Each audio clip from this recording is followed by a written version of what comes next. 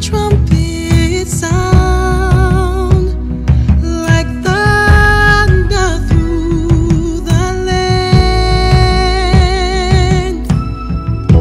Here for champions, and we're going to treat this like you're going to university, you're going back to school, and the church should be the best place where we get educated, we get information, we get trained, spirit, soul, and body, and we should be the better students compared to all other students out there, because we get our teaching and our doctrine and our revelation directly from God himself. Not that other teaching and education out there is bad, but I do believe that if we make this a priority in terms of education, growing in our development, both spirit, soul, and body, we will become better people, great people, champions, to be honest, not only within yourself, but also within your world. I mentioned it on the DVD, the little video clip, but also to champion the cause that will bring benefits to many people in a wider community. Now, in 1 Thessalonians chapter 5, verse 23, 1 Thessalonians chapter 5, verse 23, the Bible tells us that we are a spirit, that we have a soul, and we live in a body. This is recap for some of you that did not make it last week or the week before, but this is my belief that repetition has power. And some of you may say, but you said that already. Well, I'm going to keep saying it till you get it, because there is power in repetition, because we want you to get it. We don't want you just to hear it, but we want you to get it, and we want you to become the doer of what you hear. Because the Bible tells us that there are many hearers, but not many are doers of the word. It's like a man who looks in the mirror and quickly forget what he looks like. So you can hear, but if it's not translated into action, what you have heard has become nothing. It doesn't really help you. Why? You're hearing, but it's not being internalized and translated into action. And I want you to become that champion by allowing information to flow through your spiritual mind, and eventually it's being outworked physically. So Thessalonians tells us that. I also have a picture slide on the screen. This is, again, just to recap some of the things that we have talked about. If you look up on the slide, we have here, this is you, the real you. This is you, all right? You are not the one that you see looking at you from the mirror. When you look in the mirror, that's not the real you. That is the house in which the real you live. That is just the earthly tent. That's the earthly house or earthly suit that is looking at you. But the one inside is the real you. And that is your spirit that has a soul that lives in the body. And the reason why I'm showing you this, so that if you are going to be a champion, you need to train the champion from within out, not out going in. It has to be a training that focuses on the real you on the inside. Train the man inside. And when the man on the inside is strong and powerful and knowing what the man inside should be eating, what you should be putting into the man on the inside, I tell you this, you'll be a champion in every arena of life. Daniel said to us just before, the joy of the Lord is our strength, not from the circumstances, but from the stuff on the inside of us. So we should not be controlled by circumstances. Oh, I get a pay rise, I'm happy. I haven't got a pay rise, I'm sad. Your life should be constant. Why? Because the joy is not from the outward physical things, but it's from within. And you are able to regulate, to control, to manage your life in every realm and every circumstances. If you're having a fight with your wife or vice versa, you can control your anger. You don't have to burst out and start smashing the cups and glasses and throw, pick up the kitchen and throw it outside the house, or pick up the car and throw it to the neighbors. Because some of us don't know the energy we have until you're tested. Anger comes out, it's like the green monster, the green man. What's his name again? The Hulk comes out and begin to do devastating things. It's because you did not look after the man, the real you on the inside. Manage that man, train that man, and have some sort of self-control on the inside. And you're able to live a good life. You're able to resist. You are able to say no to the things you should say no to, and yes to the things you should say yes to. This is how champions are made in the world today. They go inside, and they build the champion from the inside out. Your spirit, like I say, if you look down the corner here, and write this down, by the way, church, this is where you worship God. This is where you communion with God. When we sing songs today, it's your spirit that is singing. You worship, you commune with God, and this is where your conscience is at. All right? And when you are born again, the moment you say yes to Jesus, God walks into your spirit first. He doesn't walk into your body. He doesn't walk into your mind. God walks into your spirit first, but He doesn't want to just dwell in your spirit. He wants to help you, the real you, take governance over the soul and eventually have governance over the body. Yes or no? This is good stuff. University don't teach these things. That's why you can be, you can have so many degrees that you look like a thermometer and still can't stop yourself from doing silly things. Because your mind may be educated, intellectual, intelligent, but you don't have control when things begin to break up around you. I've seen many educated people can't even keep their marriage together. Can't stop themselves from surfing the net. Many pastors have done that too. Trust me, I'm a pastor and I talk to quite a few. They struggle with this whole sexual thing, money, power. Why? Because they got their degree to pastor the church from some school somewhere, but don't train up the man on the inside that should be able to keep you in the right place and give you strength and governance and self-control. So when the going gets tough, you don't throw in the towel and succumb to temptation and so destroy your marriage and your kids and the church. I know of a man who was pastoring and then suddenly he said, I'm gay. How did you go from pastoring a church for over 20 years to suddenly wake up one day and say, you're gay? Where did that come from? All of a sudden. What does that have to do with the church? What would the church say about that man? I mean, you would be reacting the same to me if I come here one day and I say some really crazy things that were just out of this world. Why? Because I was focusing more on the house, maybe on my soul, but did not look after the real man, which is the spirit on the inside. I've lasted this long because that's how I trained myself. I've been pastoring for 27 years now. I'm still going. Why? That's my secret right there. For endurance, perseverance, you last long in life in every arena, not just church, every arena. If you do this, you look after the real you. Worship, communion, your conscience, that's the sixth sense. You have your five sense, but your sixth sense somehow in life seems to tell you the truth about everything else. So learn to use your sixth sense when the five sense don't work. Yes or no? Yes or no? Okay.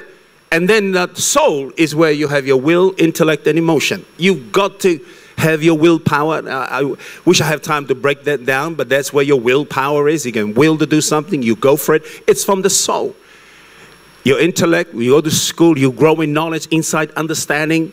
That's in the soul realm. And that's also where your emotion is. Emotion is great, but I know some species on earth, they just cry all the time. They cry when they're happy. They cry when they're sad. They just cry when it's raining. They cry when it's not raining. They cry when they get married. They just cry all the time. Look, emotion is great, but learn to manage your emotion.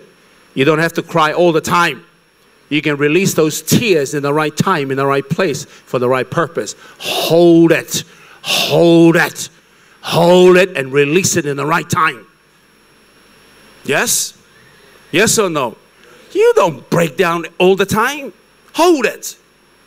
And then release it when you should. That's the power of training the champion within. You have governance, self-control. You manage your life. This is awesome stuff. Can I say this to you? Many Christians, watch this. Many Christians, can I tell you why some of us get hot with Jesus and we get cold? We get hot and we get cold. You're on fire and then you're on ice. You come to church, you disappear. You're like a yo-yo Christian. You know, can I tell you why many Christians yo-yo, you're up, down, like you're in a thrill ride, you're in one of the thrill rides in the Gold Coast? Yeah! Oh, yeah! Oh, you know why? Because your Christianity is based on the 5 senses. That's why. Your whole life is based on the 5 senses. It's what you feel, what you touch, what you smell. Your whole life is based on that. That is a very unreliable way to live life. That's why you're unstable. We're unstable. I want to feel it before I believe it. I want to see it before I believe it. I want to touch it before I believe it. I want to taste it before I believe it. Come on. You have lived like that all your life. It doesn't work. Yes or no? Yes or no? I want to see it. I want to touch it. I want to feel it. I want to smell it. You live like that. Has it helped you? No. No. We need the 5 senses, but don't live your life based on it. Are you with me? Are you with me? When you don't feel like going to church, go to church. That's a mic drop moment right there, man. Like, drop the mic. That's why many of you here drag your feet to church, because your house is saying, don't go, you're tired. Shut that guy down.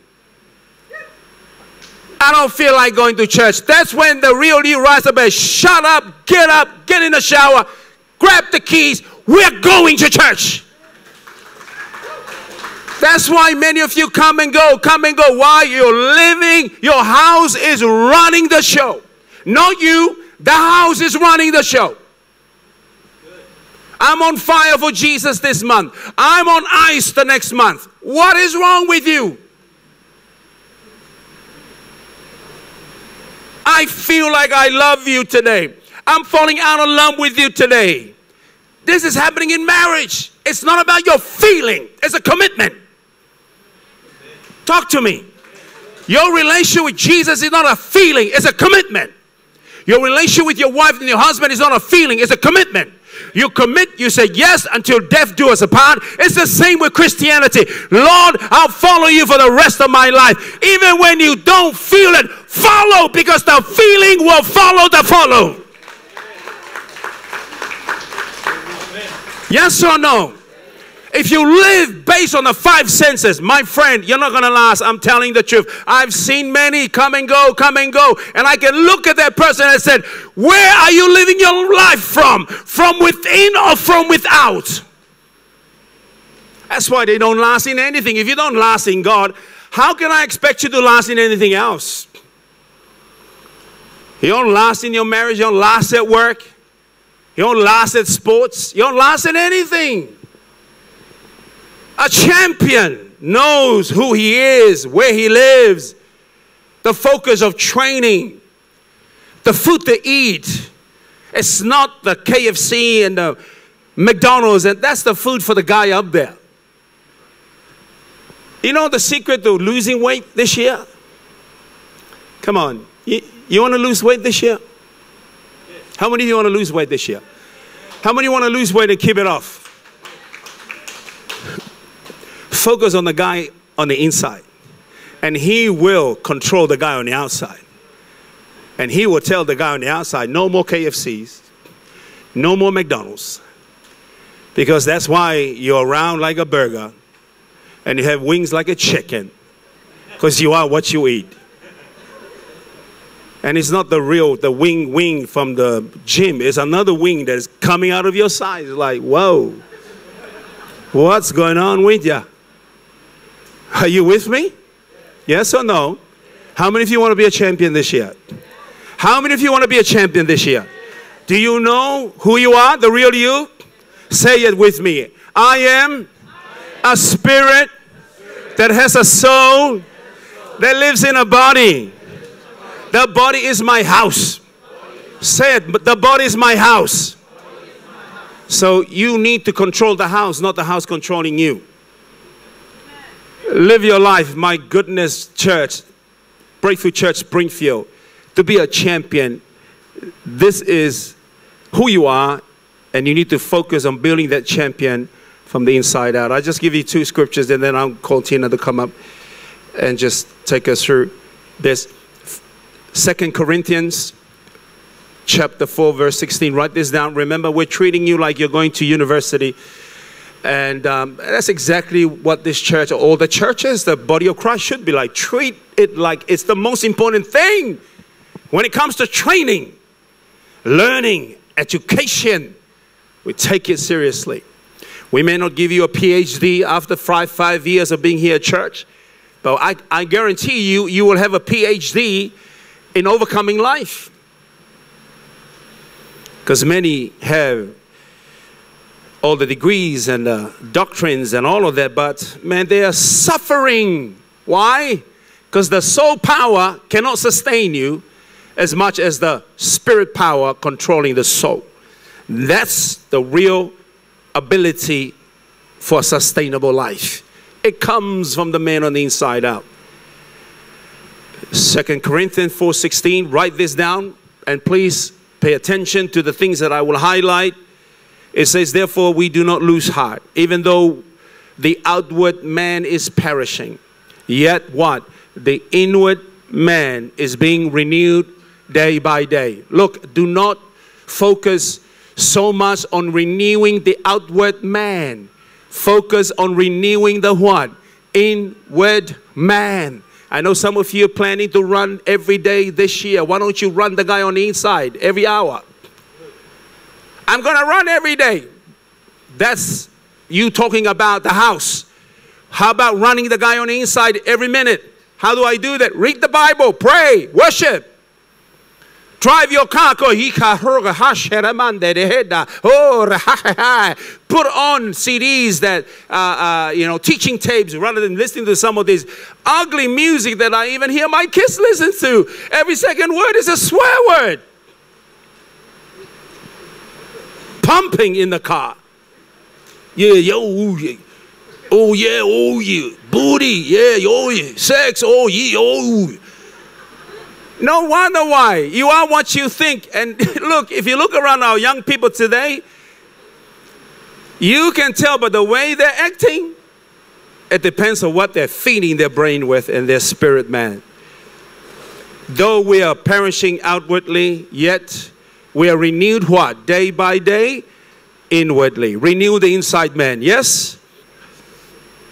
Ephesians 3:16, it says that he will grant you, according to the riches of his glory, to be strengthened with might through his spirit, where?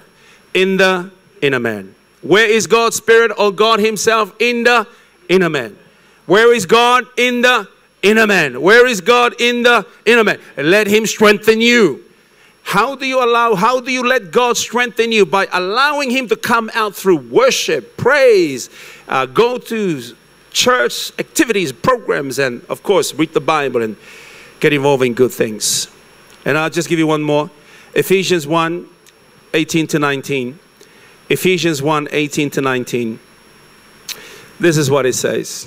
Pray that the eyes of your heart may be enlightened. When I talk about the heart, I'm talking about the inner man.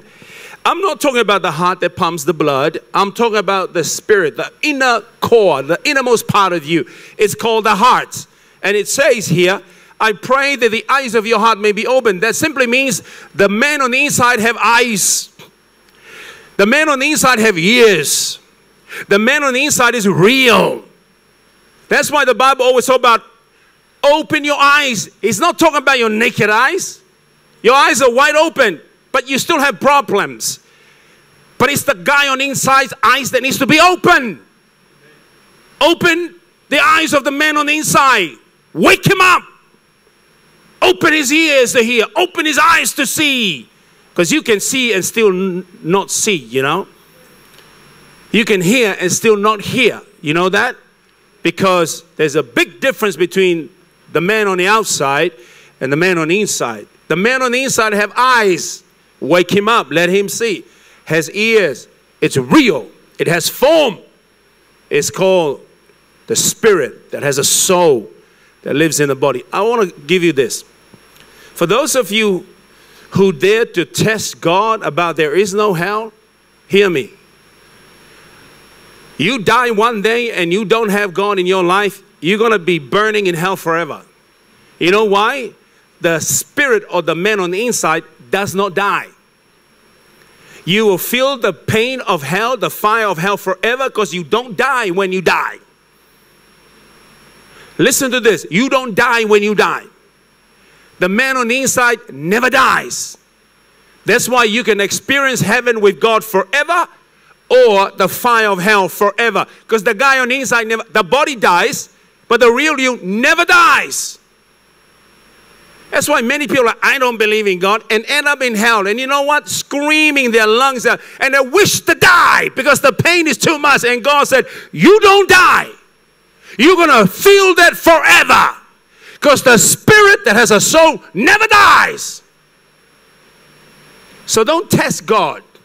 Think like, I'm okay without God. Get hit by a truck on the road. And where do you end up? In hell. And yet you were sitting in this church, feeling the fire of hell, tormented forever. And you're screaming your lungs out. God is not fair. God said, I tried to get to you, but you didn't listen. I tried to tell you that the real you is not the body. Once the body's dead, it's dead. It's gone. But you continue to live on, either in heaven with God or hell without God. So please pay attention to that. And don't think you're safe. No one here is safe. So don't play around with your salvation, yeah?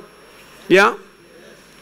You should count yourself blessed. You know God. Many people out there don't even know Him, and yet you drag your feet to church. Look after the inward man, a real man. It does not die. And I can't wait for the day I leave this body. I'm going to be with Him forever because I know that. You know why? I spend my earthly time training and feeding the real man, not feeding the other guy. Yes, I still need to look after the house. I still need to be healthy. I still need to eat well, sleep well, go for a walk. In fact, I love walking. I love walking the dog. I try to run now and then, but the dog ends up running me.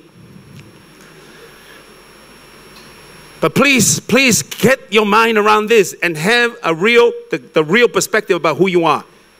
Because the world will lie to you. It's all right, take it easy with God, and then you die suddenly.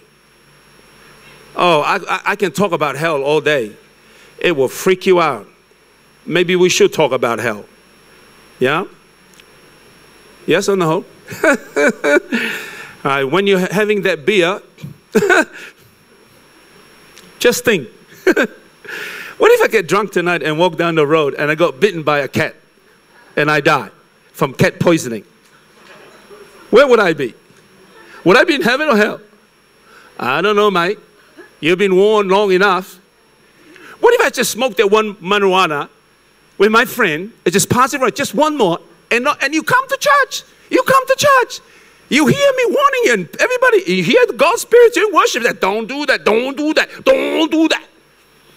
And you're like, just one more. I believe I could fly. You know, that's what you think like when you smoke it up. Because I used to do that. I felt like I could fly. I believe I could touch the sky. And then your girlfriend punch you. And you fall down and you die. And where would you end up? I have a feeling you might not be in heaven because you die full of stuff. I don't know. It's up to God. But what am I saying? Just stop being silly. That's what I'm trying to say. Live wisely, yeah?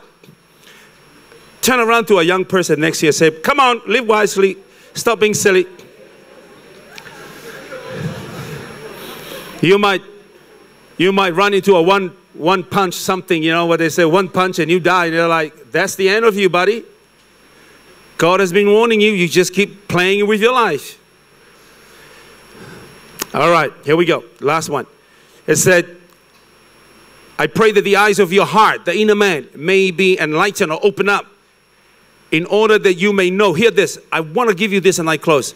You may know the hope which he's called you. Number one, open your eyes to know the hope that he's called you into. Number one. Number two, the riches of his glorious inheritance for you. The riches for you. Number two. And number three, his incomparably great power for us who believe. Three things you need to wake up to see that you have already. What is it? The hope he's called you into, your rich inheritance, and your great power. Your great power.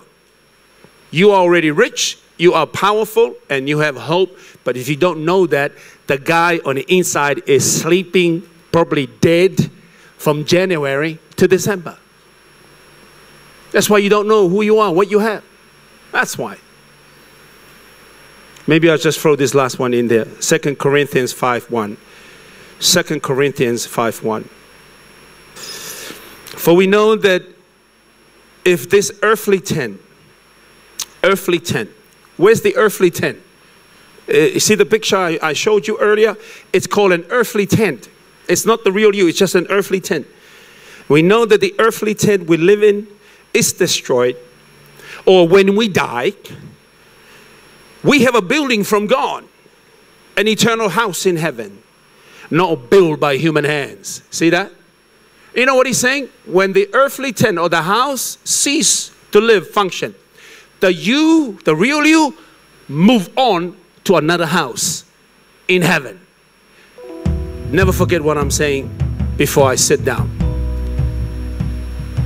You either live with God in heaven forever, you'll be screaming your lungs from hell forever if you don't pay attention to what God is trying to do in your life. Amen? This is just an earthly tent. It comes and it goes. In Jesus' name, amen. You are the